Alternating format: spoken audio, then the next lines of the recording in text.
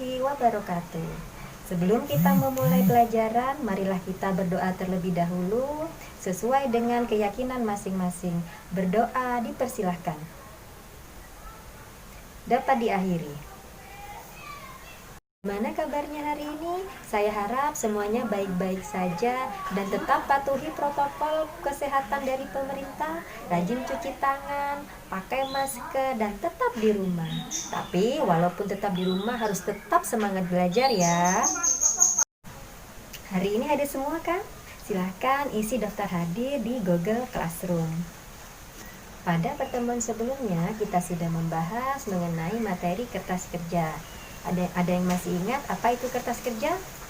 Benar, kertas kerja adalah suatu daftar tempat pencatatan neraca saldo, ayat jurnal penyesuaian, dan penggolongan-penggolongan akun buku besar. Nah, kertas kerja ini digunakan untuk membantu suatu perusahaan untuk membuat laporan keuangan. Nah, hari ini kita akan melanjutkan materi selanjutnya, yaitu tahapan pelaporan akuntansi pada perusahaan jasa. Setelah pembelajaran ini berakhir, saya berharap kalian sudah bisa membuat laporan keuangan sendiri, terutama laporan yang akan kita bahas pada hari ini, yaitu laporan laba rugi.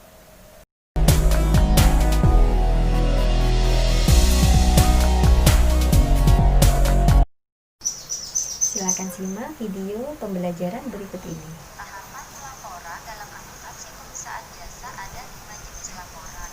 Yang pertama adalah laporan laba rugi. Yang kedua adalah laporan. Dari video pembelajaran tersebut, siapa yang bisa menyebutkan pengertian dari laporan laba rugi? Tepat sekali.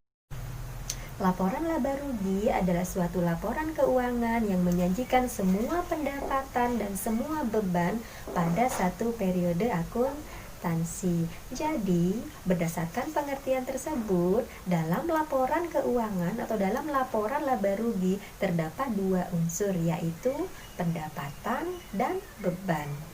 Nah, perusahaan akan mengalami keuntungan apabila pendapatan lebih besar dari beban. Dan sebaliknya, perusahaan akan mengalami kerugian jika pendapatannya lebih kecil daripada beban. Dalam penyusunan laporan keuangan ada dua metode penyusunan. Yang pertama adalah single step atau satu tahap.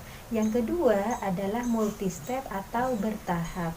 Berikut contoh tabel single step maupun multi step.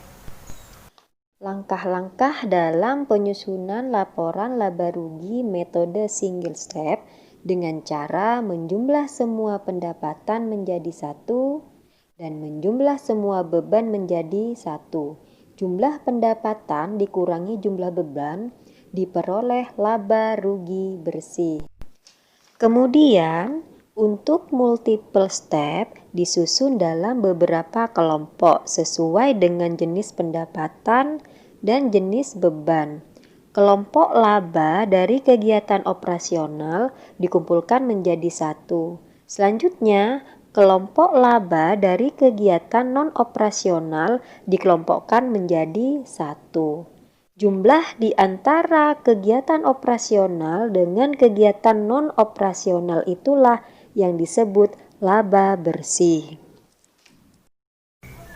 Untuk data laporan keuangan laba rugi dapat kita peroleh dari dua sumber. Yang pertama adalah dari persamaan dasar akuntansi. Yang kedua adalah dari kertas kerja. Berikut contoh dasar penyusunan laporan laba rugi dari persamaan dasar akuntansi. Kita bisa lihat data-data keuangan untuk laporan laba rugi berada di kolom keterangan. Tadi sudah dijelaskan bahwa unsur-unsur laporan laba rugi adalah pendapatan dan beban. Jadi, kita fokus pada data keuangan pendapatan dan beban saja.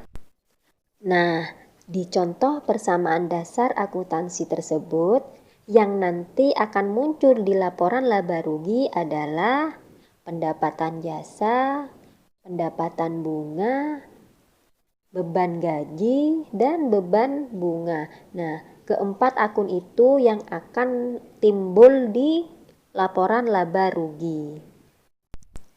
Sedangkan untuk dasar penyusunan laporan laba rugi berdasarkan kertas kerja, bisa kita lihat di kolom laba rugi.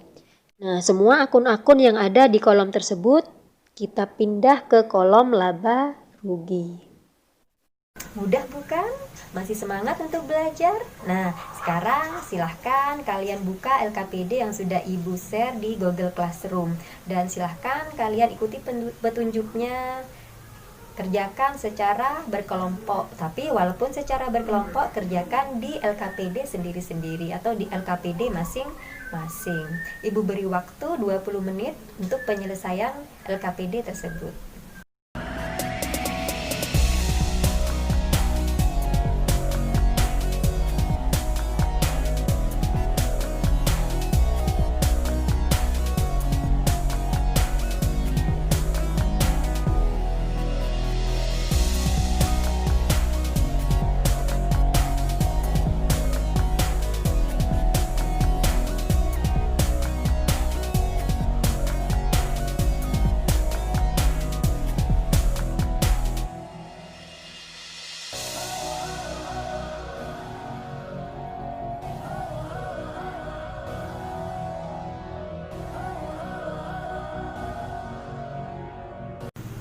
Dari pembelajaran hari ini, apa yang dapat kalian simpulkan? Benar sekali. Nah, dari pembelajaran hari ini kita dapat menyimpulkan bahwa laporan laba rugi terdapat dua unsur. Yang pertama adalah pendapatan dan beban. Nah, metode penyusunannya juga ada dua metode. Yang pertama metode single step dan metode multi step. Demikianlah materi hari ini. Untuk minggu depan kita akan belajar mengenai laporan perubahan modal. Tetap semangat belajar. Wassalamualaikum warahmatullahi wabarakatuh.